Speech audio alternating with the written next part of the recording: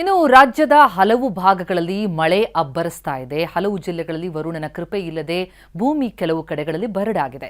ಹೀಗಾಗಿ ನಿನ್ನೆ ಬೆಳಗಾವಿಯ ಸುವರ್ಣಸೌಧದಲ್ಲಿ ಸಿಎಂ ಡಿಕೆ ಶಿವಕುಮಾರ್ ಪ್ರಗತಿ ಪರಿಶೀಲನಾ ಸಭೆ ನಡೆಸಿದ್ರು.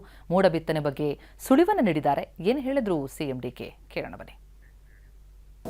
ಆದರೆ ಪ್ರಧಾನಮಂತ್ರಿಗಳು ಕೂಡ ನಮಗೆಲ್ಲ ದೊಡ್ಡ ಎಚ್ಚರಿಕೆಯ ಗಂಟೆಯನ್ನು ಕೊಟ್ಟಿದ್ದಾರೆ. ನಮಗೂ ಕೂಡ ನಮ್ಮ ವರದಿಗಳಲ್ಲಿ ಕೆರೆಗಳಿಗೆ ನೀರು ಹೋದ ಸತಿ ಏನು ಬಂದಿತ್ತು, ಆ ವರ್ಷದ ಮಳೆ ವಾಡಿಕೆ ಮಳೆಯಂತೆ ಮಳೆ ಬಂದಿಲ್ಲ. ಕೆಲವು ಕಡೆ 10% ಬಂದಿದೆ, ಕೆಲವು ಕಡೆ 20%, ಕೆಲವು ಕಡೆ 30% ಇಲ್ಲಿಗೆ ನಿಂತಿದೆ. ಎಲ್ಲೂ ಸಮಪಾಲು ನೀರು ಬಂದಿಲ್ಲ. ಭಾಳ ಜನ ಶಾಸಕರು ಮೋಡ ಬಿತ್ತನೆ ಆಗಬೇಕು ಅಂತೇಳಿ ಮನವಿ ಮಾಡಿದ್ದಾರೆ. ಸುಮಾರು 10ಕ್ಕೂ ಹೆಚ್ಚು ಜನ ಶಾಸಕರು ನಾವೊಂದು ಪ್ರಯೋಗ ಮಾಡಬೇಕು, ಹಿಂದೆ ಆಗಿತ್ತು. ಮೊನ್ನೆ ಏನೋ ಶಾಸಕರೆಲ್ಲ ಸೇರಿ ಅವ್ರವ್ರು ಹಣ ಹಾಕ್ಕೊಂಡು ಪ್ರಯತ್ನ ಮಾಡಿದ್ದಾರೆ. ಸೊ ಅದು ಕೆಲವು ಯಶಸ್ವಿ ಆಗಿದೆ ಅಂತ ತಿಳಿಸಿದ್ದಾರೆ. ನಾನು ಅದ್ರ ಬಗ್ಗೆ ರಿಪೋರ್ಟ್ ತರಿಸ್ಕೊಳ್ತೇನೆ. ಪ್ರತಿ ವಿಧಾನಸಭಾ ಕ್ಷೇತ್ರಕ್ಕೆ ನಗರಗಳಲ್ಲಿ ಬಿಟ್ಟು ನಗರಕ್ಕೆ ಪ್ರತ್ಯೇಕವಾಗಿ ನಾನು ಮಾತಾಡ್ತೇನೆ.